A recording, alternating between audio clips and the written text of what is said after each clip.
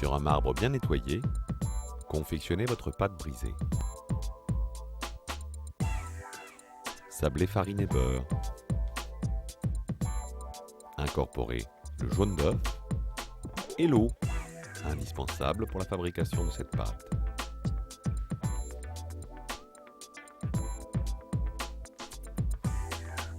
N'hésitez pas à consulter la technique de base pour voir la fabrication en détail.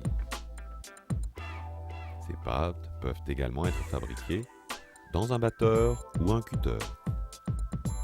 Fleurez et réservez au frais. Avec du beurre pommade, beurrez grassement vos cercles et vos tourtières.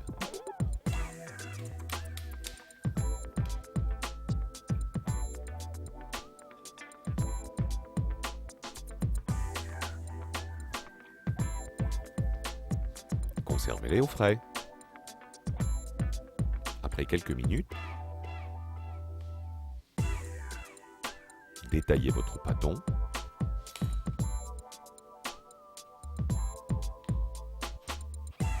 Boulez une dernière fois.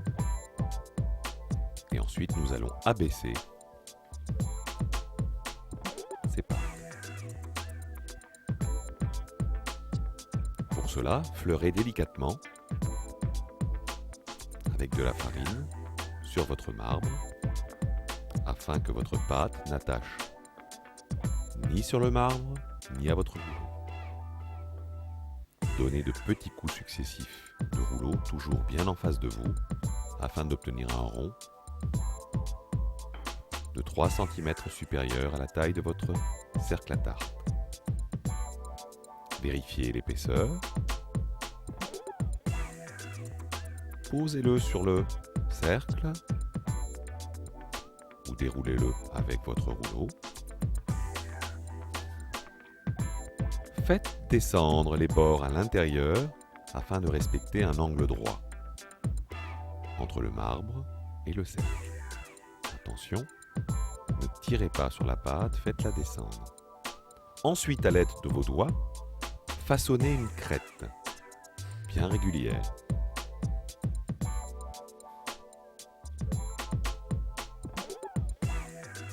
Faites rentrer votre pâte légèrement à l'intérieur afin qu'elle se démoule facilement tout à l'heure. À l'aide de vos doigts, pincez tout le tour de votre pâte.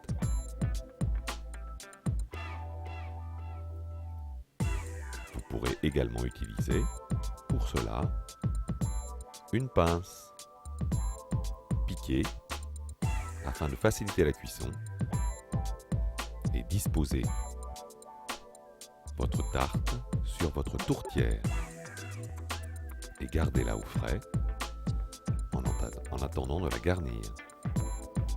Répétez l'opération.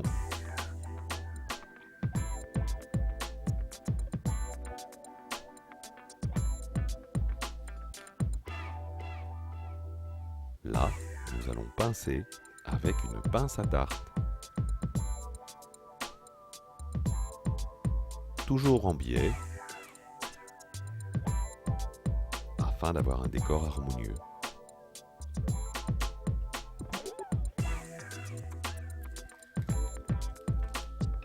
Préparez l'appareil à crème prise.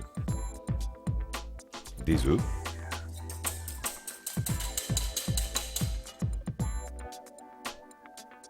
du lait,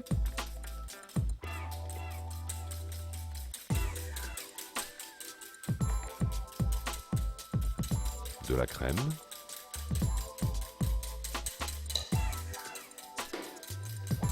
du sel, du poivre et de la noix de muscade.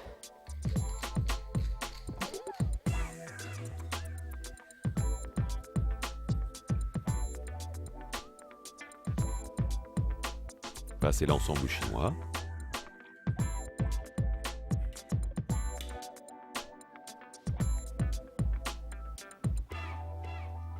Détaillez les lardons.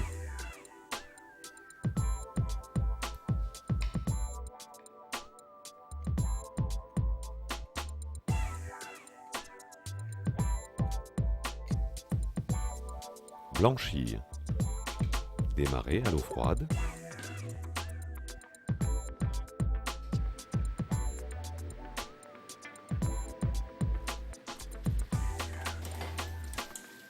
Bien rafraîchir.